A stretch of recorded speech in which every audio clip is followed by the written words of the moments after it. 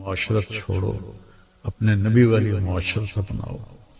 پہلی شادی میرے نبی نے بیوہ عورت سے کی ہے، اور سب متعلقہ ہیں یا بیوہ ہیں، ایک کنواری حضرت عائشہ بس۔ مولانا ہمارے بچے ہم سے ڈرتے نہیں۔ میں نے کہا تو کیا تم ڈائن ہو جو تمہارے بچے تم سے ڈریں؟ تم ماں بنو، تم یہ سوال کرو کہ ہمارے بچے ہم سے پیار کریں، کیا کیا جائے کہ بچہ جوان ہو تو ان کی پسند کا خیال ضرور کریں، ان کی پسند کا خیال ضرور کریں، ان پر اپنی مرضی مسلط نہ کریں۔ اور کائنات کی سب سے قیمتی چیز انسان ہے، اور اس کی ڈائی اس کی ماں کا پیٹ ہے۔ جب اس پر زیادتی ہوتی ہے اور سختی ہوتی ہے، بدتمیزی ہوتی ہے، جو ہمارے سسرال کا 99% یہی حال ہے، تو وہ اس کی ڈائی اندر سے کریک ہو جاتی ہے۔ پیدائشی طور پر بچے ڈپریشن کا شکار ہو کر پیدا ہو رہے ہیں۔ وہ جو ماں ڈپریشن برداشت کرتی ہے اور اس کی ڈائی پر اثر ہوتا ہے تو بچہ پیدائشی ڈپریشن کا شکار ہو۔ اللہ وبرکاتہ۔ بسم اللہ الرحمن الرحیم، والصلاة والسلام علی رسولہ الکریم وعلی آلہ وصحبہ اجمعین۔ میرے محترم بھائیوں، بہنوں، دوستوں، بزرگوں، بچوں، بچیوں، رمضان کا مبارک مہینہ چل رہا ہے۔ ہم اس پہ اللہ کا شکر ادا کریں، روزوں کی پابندی کریں، تراویح کا اہتمام فرمائیں، بغیر عذر کے 20 تراویح نہ چھوڑیں کہ ہر سجدے پر 1500 نیکی لکھی جاتی ہے۔ کتنی بڑی کمائی کر کے ہم آتے ہیں۔ آپ 8-10 پڑھ کے چلے جائیں تو کوئی گناہ نہیں کیا آپ نے، لیکن آپ نے نقصان کیا ہے کہ رمضان میں نوافل فرض کے درجے میں چلے جاتے ہیں، تو ہیں وہ نفل لیکن لکھا جا رہا ہے فرض۔ فرض سجدہ کتنا قیمتی ہے یہ آخرت میں ہی معلوم ہوگا۔ قرآن پاک کی تلاوت فرمائیں، جھوٹ نہ بولے، دھوکے بازی نہ کرے، فراڈ نہ کرے، کسی کے ساتھ بدتمیزی نہ کرے، اور اس قرآن کو سینے سے لگا کے رکھے۔ یہ واحد کتاب ہے جو آسمان سے جیسے اتری تھی آج بھی ویسے ہی ہے، لا ریب فیہ، شک سے بالا تر ہے، کوئی اس میں تبدیلی نہیں ہوئی، کسی نے زیادتی نہیں کی، کسی نے کمی نہیں کی۔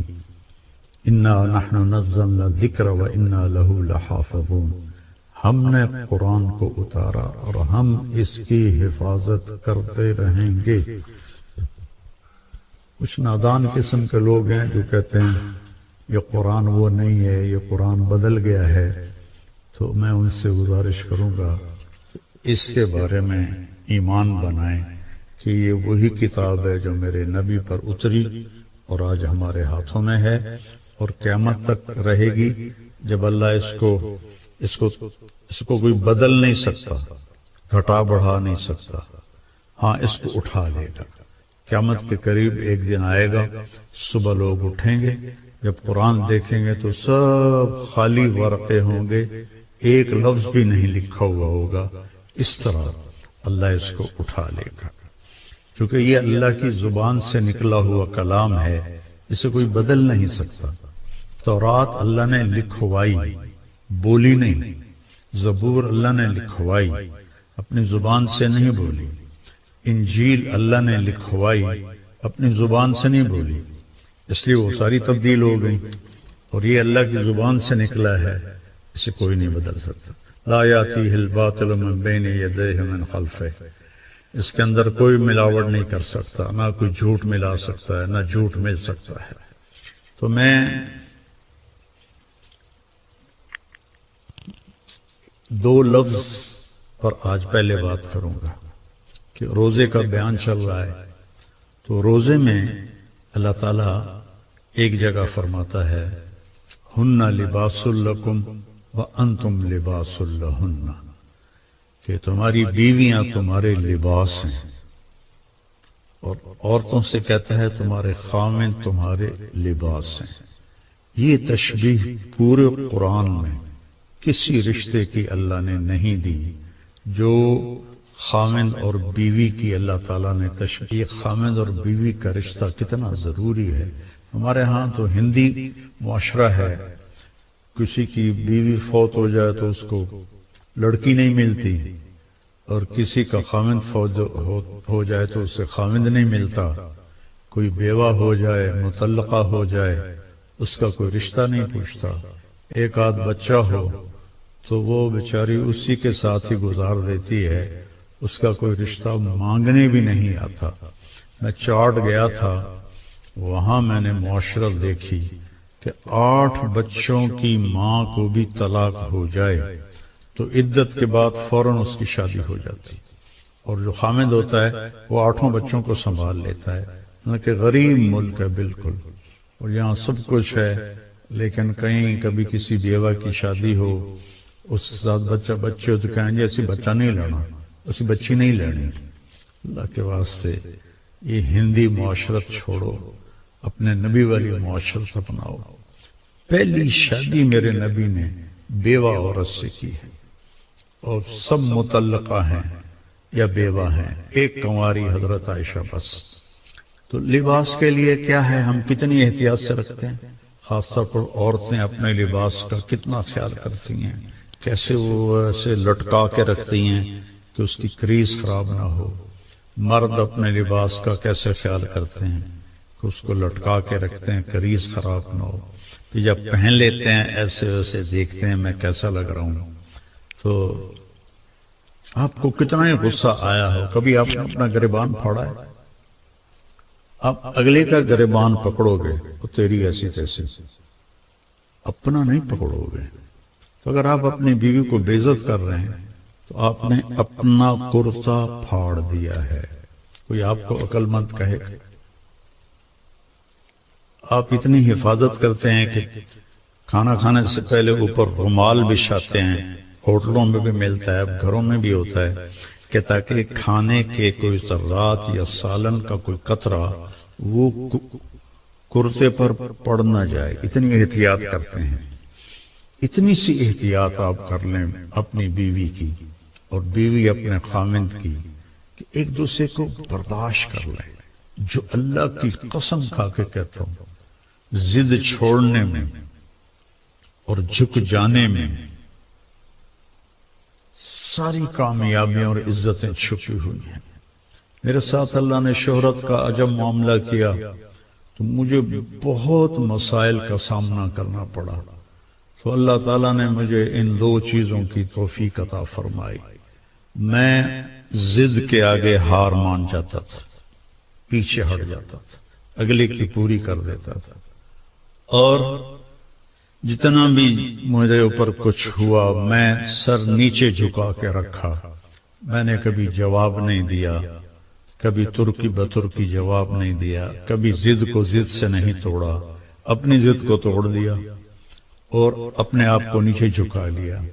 تو میرے مالک نے میرے اوپر کتنا کرم کیا، میں کیسے بیان کروں کہ میرے قیامت تک زندگی لے کر رہوں اور سجدے میں پڑا رہوں تو میں اللہ کی اس نعمت کا شکر ادا نہیں کر سکتا۔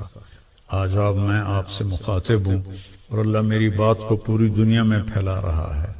اللہ کے واسطے ضد چھوڑ دیں، اگلے کی ضد مان، حتیٰ کہ بچہ بھی ضد کرے نا تو اس کی ضد مان لیں۔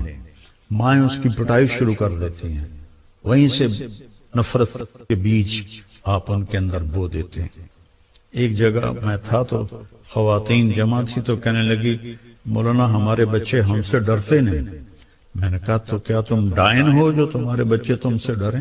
تم ماں بنو، تم یہ سوال کرو کہ ہمارے بچے ہم سے پیار کریں، کیا کیا جائے؟ یہ بھی کوئی سوال ہے کہ ہمارے بچے ہم سے ڈرتے نہیں؟ ڈرانا نہیں ہے، قریب کرنا ہے۔ تو جھک جاؤ، آپ کا گھر آباد ہو جائے گا۔ اللہ کی قسم کھا کے کہتا ہوں آپ کے گھر میں خوشیاں رہیں گی۔ اگر آپ ضدوں پر رہیں گے تو پھر اپنے کپڑے پھاڑیں گے، تو اپنے کپڑے پھاڑنے والا یا پاگل ہوتا ہے یا بے عقل ہوتا ہے۔ تو ایک تو تشبیہ یہ ہے جس میں اللہ تعالیٰ نے ہمیں اتنا خوبصورت سمجھایا ہے کہ ہن لباس لکم وانتم لباس لہن۔ پھر اس سے ایک اور مطلب بھی نکلتا ہے، جب ہم چھوٹے تھے ہماری مائیں ہمیں جو کپڑے پہناتی تھی وہ ہم پہن لیتے تھے، جب ہم بڑے ہوئے تو ہم اپنی پسند کا کپڑا خود لینے لگے اور خود یا خریدا یا منگوایا اپنی پسند کا۔ تو اس میں یہ اشارہ ہے کہ بچہ جوان ہو تو ان کی پسند کا خیال ضرور کریں، ان کی پسند کا خیال ضرور کریں، ان پر اپنی مرضی مسلط نہ کریں۔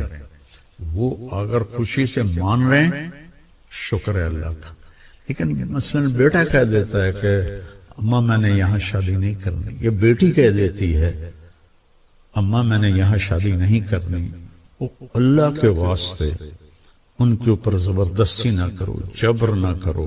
یہ اللہ نے ان کو حق دیا ہے، لڑکی کو بھی لڑکے کو بھی اللہ نے حق دیا ہے کہ وہ انکار کر دے۔ اس کو لڑائی نہ بناؤ، اس کو نافرمانی نہ سمجھو بچوں کی، یہ بچے اور بچی کا حق ہے، تو ماں باپ اس کی رعایت کریں، زبردستی کی شادیاں نہ کریں۔ بہت تباہی مچتی ہے، بہت تباہی مچتی ہے۔ عمر گزر گئی ان کے بھیانک انجام دیکھتے ہوئے، جہاں ماں باپ نے ٹھونس دیا لڑکی پر کہ ایتھے ہی کرنی ہے، یا بیٹے پر ٹھونس دیا ایتھے ہی کرنی ہے نہیں تو گھروں نکل جا۔ یہ اس قسم کی فضول باتیں، یا ہم نے تو بس ارائیوں میں کرنی ہے، ہم نے تو جٹوں میں کرنی ہے، ہم نے تو راجپوتوں میں کرنی ہے۔ میرے نبی کا فرمان ہے نیک دیکھو، نیک ہو، صالح ہو، اچھے اخلاق والا ہو، جس قوم کا بھی ہو رشتہ جوڑ دو۔ میرے نبی نے اپنی ایک بیٹی اپنے گھرانے میں دی حضرت علی علیہ السلام کو، باقی تینوں بیٹیاں آپ نے اپنے خاندان سے باہر دی ہیں۔ حضرت عثمان کو جو بنو امیہ میں سے تھے 2 بیٹیاں ان کو دی، ابو العاص کو بڑی بیٹی حضرت زینب دی۔ تو رشتوں میں اس بات کا خیال رکھیں کہ بچوں کی رائے کا خیال رکھا جائے۔ بات لمبی ہو رہی ہے لیکن ضروری ہے۔ حضرت علی رضی اللہ تعالیٰ عنہ علیہ السلام تشریف لائے حضرت فاطمہ کا رشتہ مانگنے، اور جبریل پہلے آ گئے تھے کہ یا رسول اللہ، اللہ نے علی اور فاطمہ کا رشتہ طے کر دیا ہے۔ تو جب آ کر بیٹھے تو شرمندگی سے بول نہ سکے، تو آپ نے خود فرمایا علی کیسے آئے؟ وہ خاموش۔ پھر آپ نے فرمایا فاطمہ کے رشتے کے لیے آئے ہو؟ کہ جی ہاں۔ تو انشاءاللہ کہہ کے اٹھ گئے، ہاں نہیں کی، صرف اتنا کہا انشاءاللہ، حالانکہ وہی آ چکی ہے، وہی آ چکی ہے، انشاءاللہ۔ سیدھے گھر گئے، حضرت فاطمہ رضی اللہ تعالیٰ عنہ علیہ السلام کو بلایا اور فرمایا بیٹی علی کا رشتہ آیا ہے، میں ہاں کر دوں؟ اللہ اکبر۔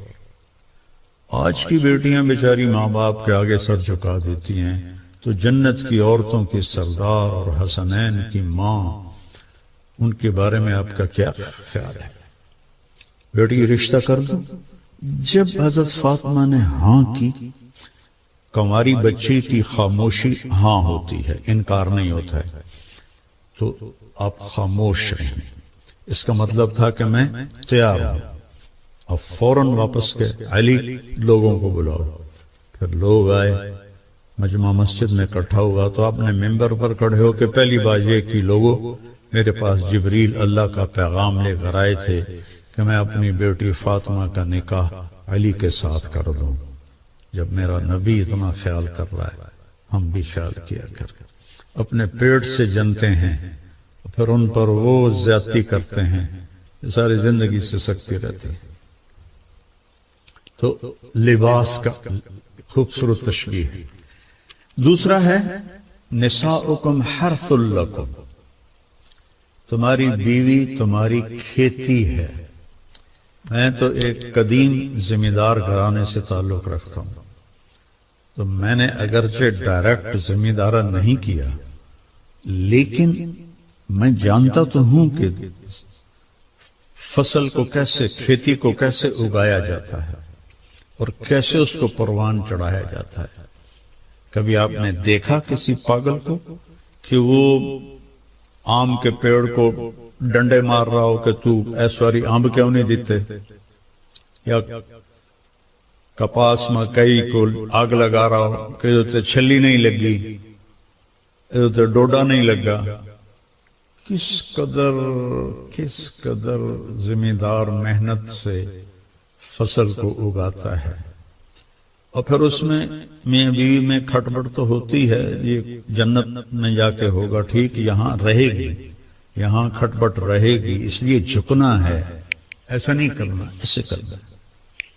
تو اس میں گندی بوٹیاں پیدا ہو جاتی ہیں، تو ان گندی بوٹیوں کو نکالنے کے لیے ٹریکٹر کے الگ پتلے ٹائر ہم لگاتے ہیں تاکہ جو کھیتی ہے اس پر ٹائر چڑھ نہ جائے، تو پتلے سے ٹائر ہوتے ہیں، اور پیچھے پتلے باریک حل ہوتے ہیں جو صرف جڑی بوٹیوں کو آرام سے نکال کے باہر پھینک دیتے ہیں، اور جو دو پودوں کے بیچ میں ہوتی ہیں وہ ہم مزدور لے کر وہ کھرپی سے اس کو نکلوا دیتے ہیں۔ تو یہاں بھی کیا خوبصورت تشبیہ ہے، کھیتی کو پیار سے اگایا جاتا ہے، پرورش کی جاتی ہے۔ یہ سردیاں آئیں تو آم کے درختوں کو جو چھوٹے تھے سب نے ڈھانپ دیا کہ سردی کی وجہ سے یہ جل نہ جائیں، پانی وقت پہ دو، کھاد دو، خشک شاخیں کاٹو، سپرے کرو۔ ابھی ہمارے گھر میں ہمارے باپ کے ہاتھ کا لگا ہوا آم کھڑا ہوا ہے 1964 کا، تو وہ جا کے ستمبر اکتوبر میں پھلتا ہے، تو وہ اس کی شاخیں بہت ہو گئی تھیں خراب، تو ہم نے مالی کو بلا کر وہ ساری کٹوائیں کہ تاکہ نئی شاخیں پیدا ہوں اور دوبارہ یہ پودا پھل دے۔ تو جس طرح کھیتی کو آپ کے گھروں میں پھلواڑی ہوگی، پھول ہوگا یا کوئی پودا ہوگا گملے میں ہوگا، آپ کتنا خیال کرتے ہیں؟ ایسا اتنا خیال آپ اپنی بیوی کا کر لیں۔ یہاں تو صرف مرد کو ہی اللہ حکم دے رہا ہے، یہاں عورت کو نہیں دے رہا، مرد کو کہہ رہا ہے اس کو کھیتی کی طرح پالو کہ اسی نے تو پھل دینا ہے، اسی پر تم زیادتیاں کرو۔ سب سے جتنی کوئی چیز قیمتی ہوتی ہے اس کی ڈائی اس سے بھی زیادہ قیمتی ہوتی ہے، کہ اس میں ذرا بھی خراش آ جائے تو وہ خراش اس چیز پہ پڑتی ہے۔ مرسڈیز کی ڈائی کتنی قیمتی ہوگی، اس پہ خراش ہوگی تو مرسڈیز پہ خراش آ جائے گی، کوئی بھی موٹر ہو خراش آ جائے، فوراً ڈائی کو توڑ کے نئی ڈائی لگاتے ہیں۔ اور کائنات کی سب سے قیمتی چیز انسان ہے، اور اس کی ڈائی اس کی ماں کا پیٹ ہے۔ جب اس پر زیادتی ہوتی ہے اور سختی ہوتی ہے، بدتمیزی ہوتی ہے، جو ہمارے سسرال کا 99% یہی حال ہے، تو وہ اس کی ڈائی اندر سے کریک ہو جاتی ہے۔ پیدائشی طور پر بچے ڈپریشن کا شکار ہو کر پیدا ہو رہے ہیں، تو جو ماں ڈپریشن برداشت کرتی ہے اور اس کی ڈائی پر اثر ہوتا ہے تو بچہ پیدائشی ڈپریشن کا شکار ہوتا ہے۔ تو اللہ کے واسطے اپنی بیویوں سے حسن سلوک رکھیں۔ اللہ تعالیٰ کہہ رہا ہے وَعَاشِرُوهُنَّ بِالْمَعْرُوفِ، اپنی بیویوں کے ساتھ اچھا سلوک کرو۔ فَإِن كَرِهْتُمُوهُنَّ، اگر تمہیں کوئی بات اچھی نہیں لگتی یا وہ پوری اچھی نہیں لگتی، فَعَسَىٰ أَن تَكْرَهُوا شَيْئًا وَيَجْعَلَ اللَّهُ فِيهِ خَيْرًا كَثِيرًا، تو ممکن ہے اس ناگواری میں اللہ تمہارے لیے بہت بڑی خیر نکالتا۔